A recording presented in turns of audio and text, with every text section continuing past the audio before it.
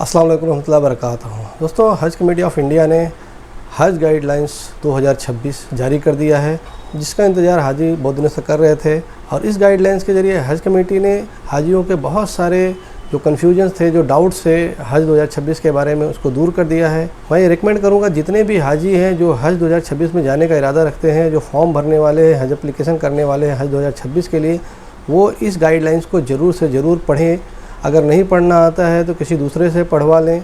हमने अपने ग्रुप में, व्हाट्सएप ग्रुप में, इसका जो है कि हिंदी, उर्दू और इंग्लिश तीनों फॉर्म जो है कि दे दिया है। आप जिस भाषा में आपको प्रेफर करते हैं, जिस भाषा में आपको समझता है, वो भाषा में आप ज़रूर से ज़रूर इसको पढ़ें या पढ़वा के किसी घर वाले से पढ़वा के इसको समझ लें। इसके ज़रिए आपको हज के बारे में क्या रूल्स एंड रेगुलेशंस हैं और किन किन शर्तों के, नियमों के तहत जो है कि हज 2026 कराया जाएगा, उसके बारे में पूरी जानकारी मिल जाएगी इंशाल्लाह। दोस्तों, जो हज की गाइडलाइंस आई हुई है वो टोटल 39 यानी 39 पेजों की है। तो उसके बारे में कोई एक वीडियो बनाना मुश्किल का काम होगा, उससे पूरी जानकारी आपको नहीं मिल पाएगी। और जो कुछ बड़े पॉइंट्स होते हैं जिनको ज़्यादा एक्सप्लेन करने की ज़रूरत होती है, इनके बारे में ज़्यादा समझाने की ज़रूरत होती है, वो पॉइंट जो है कि सही तरीके से एक छोटी वीडियो में नहीं आ पाएंगे। इसलिए हमने सोचा है कि इस बार जो हज गाइडलाइंस आए हैं, जिसमें टोटल 43 यानी 43 पॉइंट्स दिए हैं हज कमेटी ने, 39 पेजों में 43 पॉइंट्स दिए हैं।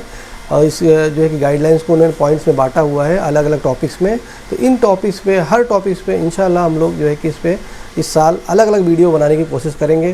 कोई वीडियोज़ बड़ी भी होंगी टॉपिक के हिसाब से और कोई छोटी भी हो सकती हैं, लेकिन हर टॉपिक का अलग अलग वीडियो बनाया जाएगा इंशाल्लाह, जिससे आपको हर टॉपिक प्रॉपरली समझ में आ जाए।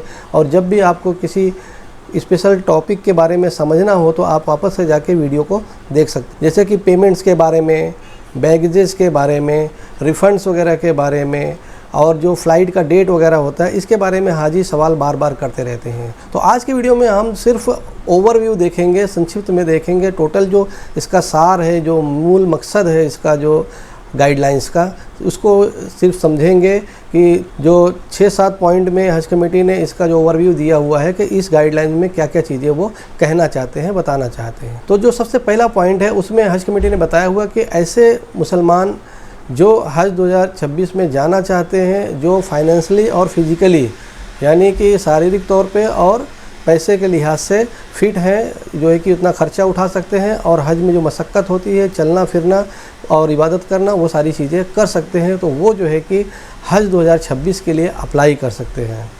लेकिन उसमें जो क्राइटेरिया कुछ दिया गया है, जिसके बारे में आगे हम लोग बात करेंगे, जो उनके लिए एलिजिबिलिटी का क्राइटेरिया दिया गया है, योग्यता के, अगर उस योग्यता पे फ़िट होते हैं तभी वो अप्लाई कर सकते हैं। और सऊदी गवर्नमेंट अगर कोई इंस्ट्रक्शन देती है या उन्होंने इंस्ट्रक्शन दिया हुआ है कि ये लोग ही, इस तरह के लोग ही हज पे आ सकते हैं, तो उस इंस्ट्रक्शन को भी फॉलो आपको करना पड़ेगा। जैसा कि सऊदी अरेबिया ने ये कानून लगाया हुआ है कि 12 साल से कम उम्र वाले बच्चों को हज पे नहीं ले जाया जा सकता। इसी तरह से जो भी टर्म्स एंड कंडीशंस, जो है कि इंस्ट्रक्शन सऊदी अरेबिया से आएगा, उसको भी आपको फॉलो करना रहेगा। दूसरा पॉइंट है कि सऊदी अरेबिया ने बताया हुआ कि जो भी बंदा हज 2026 के लिए जाना चाहता है या जा रहा है, अप्लाई कर रहा है, वो जो है कि फ़िज़िकली फ़िट होना चाहिए, किसी तरह की बीमारी नहीं हो सकती, कोई मेंटल इश्यूज उसको नहीं होना चाहिए, जिससे कि जो हज का पूरा जर्नी है वो प्रॉपरली कर सकें। और जो हेल्थ रिक्वायरमेंट सऊदी अरेबिया ने बताया हुआ है, किंगडम ऑफ सऊदी अरेबिया ने, उसको भी जो है कि फॉलो करना पड़ेगा। यानी आपको जो है कि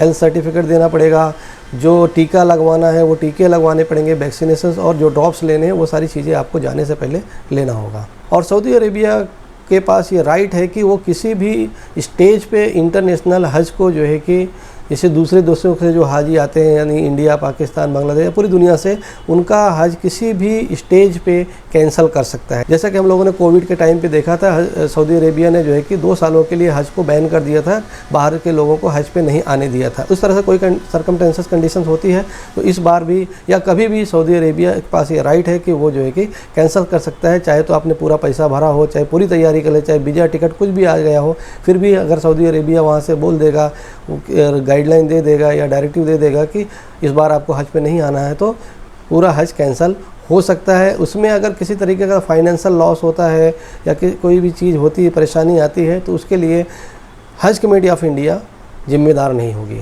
और जो हज का फ़ाइनल अमाउंट होगा वो अभी डिस्क्लोज़ नहीं किया जाएगा।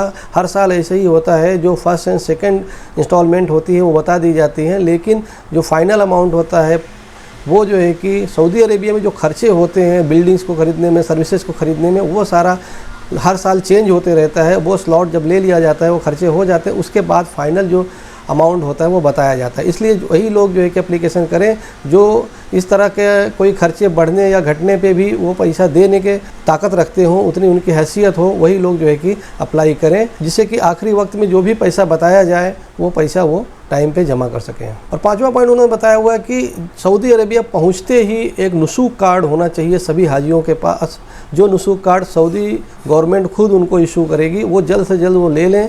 और उसके बगैर आप जो है कि मक्का, मदीना, मसायर रीजन यानी मिना, मुजदलफा, अरफात, जमरात, ये सब जगह नहीं जा सकते हैं। अगर आप यहाँ पे बिना नुसूक कार्ड के पकड़े गए हज सीजन में तो आपके ऊपर पेनल्टीज लग सकती है, जेल भी हो सकता है, सज़ा भी हो सकती है। तो इसके लिए जो है कि आप तैयार रहें कि आपको एक नुसूक कार्ड दिया जाएगा। जैसे ही आप जो है कि सऊदी अरेबिया में पहुँचते हैं, आपको ये नुसूक कार्ड हासिल करना है। जैसा कि आप सभी को मालूम है कि पिछले कुछ सालों से हज कमेटी ने एक ऐप लॉन्च किया हुआ है, हज सुविधा ऐप।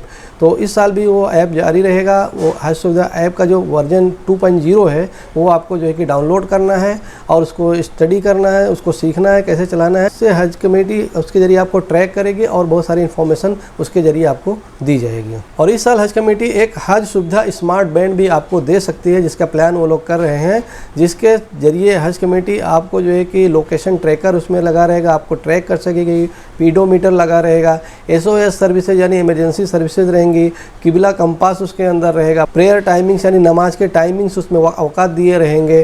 तो ये सारी चीज़ें आपको वहाँ पे जो है कि इस स्मार्ट बैंड के जरिए मिल जाएगा। इंशाल्लाह हज कमेटी इसको आपको खुद प्रोवाइड कराएगी और हेल्थ के पैरामीटर्स भी इसके ज़रिए आपको जो है कि हज कमेटी मॉनिटर करती रहेगी। तो आप सभी लोग जो है कि ज़रूर से ज़रूर हज सुविधा ऐप डाउनलोड करें। तो दोस्तों टोटल ये 7 पॉइंट है जो कि पूरे गाइडलाइंस हज 2026 की जो गाइडलाइंस है उसका जो है कि सार है, उसका जो है कि मेन मकसद है। आगे जो है कि हज कमेटी ऑफ इंडिया इन्हीं सब चीज़ों को विस्तार में बताएगी, डिटेल में आपको बताएगी इस पॉइंट टू पॉइंट, जो कि टोटल 43 पॉइंट हैं। इंशाल्लाह उसके बारे में हर पॉइंट का एक वीडियो इंशाल्लाह आपको मिलता रहेगा और उसे आप ज़रूर से ज़रूर देखते रहें। तो दोस्तों ये थी आज की वीडियो। हज कमेटी की जो गाइडलाइंस आई है हज 2026 के लिए, उसका जो ओवरव्यू है, सारांश है, संक्षिप्त जो उसका डिस्कशन है वो है। तो उम्मीद करते हैं ये वीडियो आपको इन्फॉर्मेटिव लगी होगी। वीडियो को लाइक करें, शेयर करें, हमारे चैनल को सब्सक्राइब कर लें, हमारा व्हाट्सएप ग्रुप को जो ज्वाइन कर लें जिसमें आपके सवालों के जवाब दिए जाते हैं। इस वीडियो में बस इतना ही। अपना ख्याल रखिएगा। मिलते किसी और वीडियो में। अस्सलाम वालेकुम।